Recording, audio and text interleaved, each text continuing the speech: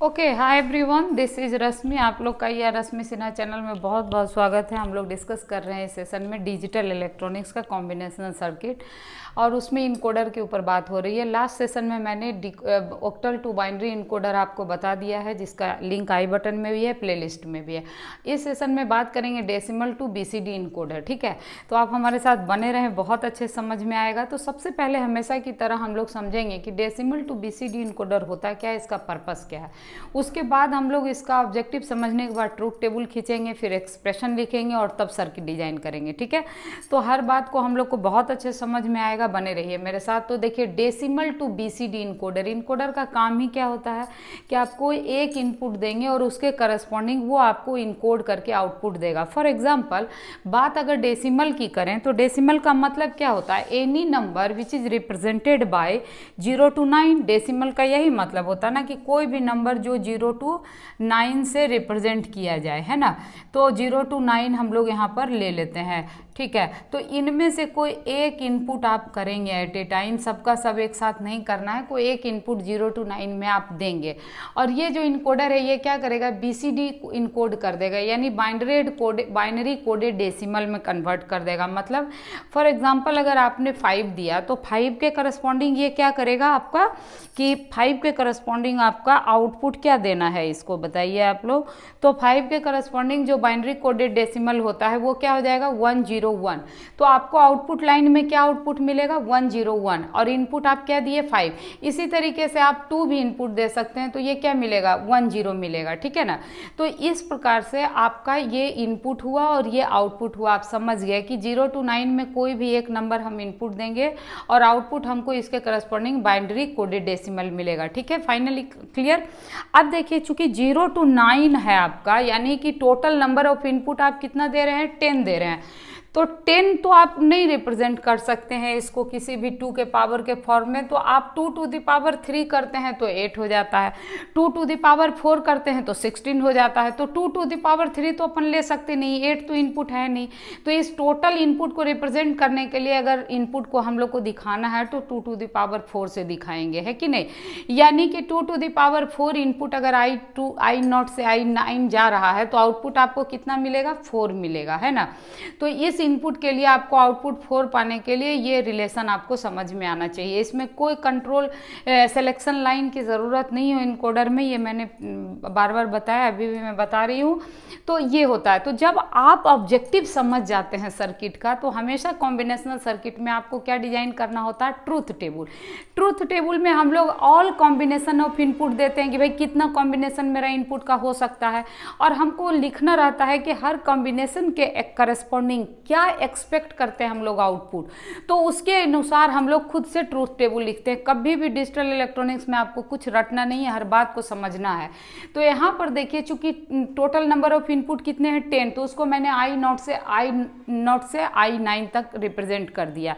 I0 जब 1 होगा, यानी कि 0 लाइन आपका 1 है, तो बाकी सब लाइन क्या हो जाएगा, 0, क्योंकि अभी अभी मैंने बोला कि इनकोडर में कोई एक ही input at a time high होगा, बाकी सब क्या होगा, 0 होगा। तो अगर I0 है मतलब 0 इनपुट दिया है, तो 0 के करस्पॉन्डिंग आउटपुट आपको क्या मिलना चाहिए, क्या एक्सपेक्ट करते हैं, 0। So this is all 0। Okay, उसी प्रकार से अगर आप इनपुट 1 देते हैं, यानी कि I1 लाइन 1 होगा, बाकी रिमेनिंग लाइन क्या होगा, 0 होगा।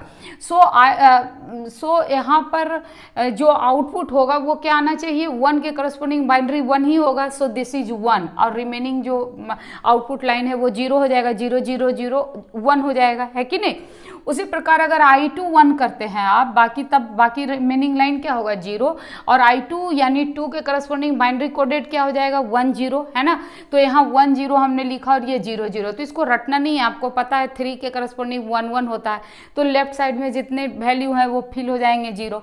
तो इसी प्रकार हमने सबके करस्पॉन्डिंग इनपुट और आउटपुट लिख दिया। 9 के लिए I9 1 रहेगा, बाकी रिमेनिंग क्या हो जाएगा, 0।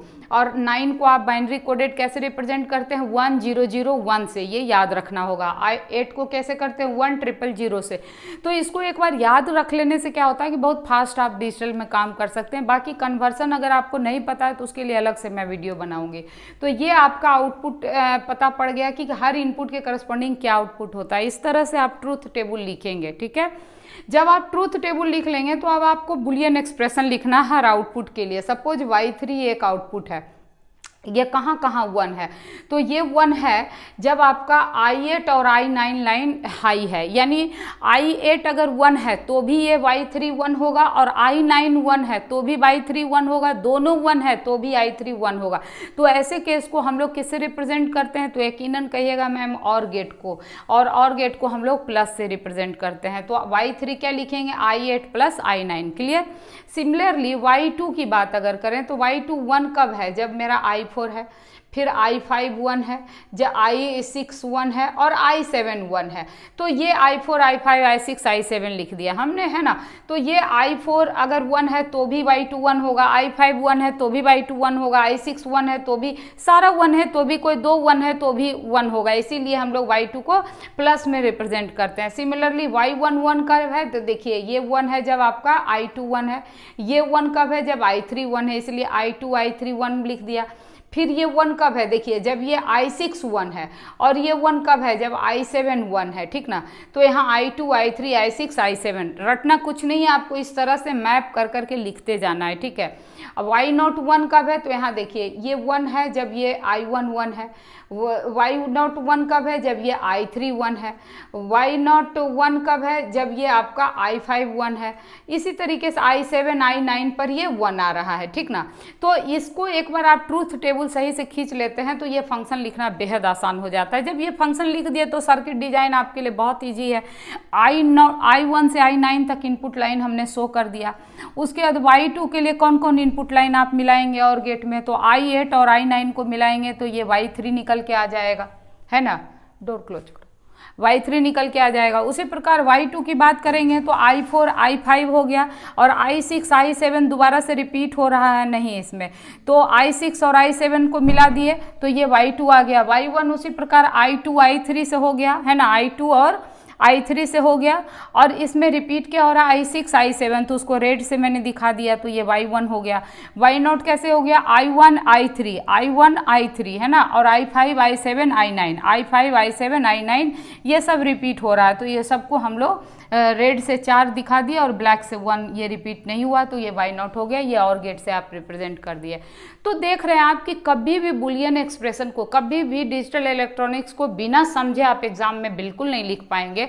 तो आपको ये जो बात आपको समझ में आ गया तो एक बार इसको खुद से कॉपी पर लिखने का प्रैक्टिस कीजिए। अगर दिक्कत होता है तो वीडियो को पॉज करके देख लीजिए, ये करना पड़ेगा, तभी आप डिजिटल इलेक्ट्रॉनिक्स में ये सारे सर्किट को डिजाइन कर पाएंगे। और यही एक तरीका है, शुरू में थोड़ी कठिनाई होगी लेकिन बाद में आप बिल्कुल एक्सपर्ट हो जाएंगे, कोई तरह का दिक्कत नहीं होगा। फिर मेरा एक सवाल है कि अगर I7 आपको इनपुट लाइन देना है इनपुट, तो आप कौन सा 7 इनपुट करने के लिए कौन सा इनपुट इसमें से हाई करेंगे और आउटपुट पे आपको क्या आउटपुट मिलेगा I7 के करस्पॉन्डिंग, ये आपको कमेंट करके बताना है। वीडियो में अगर कोई और इस सवाल इसमें आपको निकल के आता है तो आप हमसे कमेंट करके पूछ सकते हैं। अगर वीडियो अच्छा लगा हो तो लाइक ज़रूर करिएगा, कमेंट करना नहीं भूलिएगा, और अपने दोस्तों के साथ ज़रूर शेयर कीजिएगा। और साथ ही साथ अगर चैनल सब्सक्राइब नहीं किया है तो कर लीजिएगा और बेल आइकन प्रेस कर लीजिएगा। अगले वीडियो में ये मैं आप लोग के लिए छोड़ देती हूँ hexadecimal to binary encoded. Hexadecimal में इनपुट कितने हो जाएगा 0 to 15 और आउटपुट कितने हो जाएंगे 4 से ही आपका काम होगा। इसी तरीके से आप ट्रूथ टेबल बना लेंगे, एक्सप्रेशन खींच लेंगे और लॉजिक डायग्राम बना लेंगे। अगले वीडियो में मैं बताऊंगी कि अगर अभी तक मैंने इनकोडिंग में कहा कि एक ही इनपुट इनमें से कोई हाई होगा, लेकिन सपोज कीजिए अगर एक से अधिक इनपुट हाई हो गया तो उसको आप क्या करेंगे, उसके लिए इनकोडर मैं प्रायोरिटी इनकोडर मैं आपको पढ़ाऊंगी। तो वो अगले वीडियो में मैं मिलती हूँ, तब तक take care, bye, thank you so much for watching this video.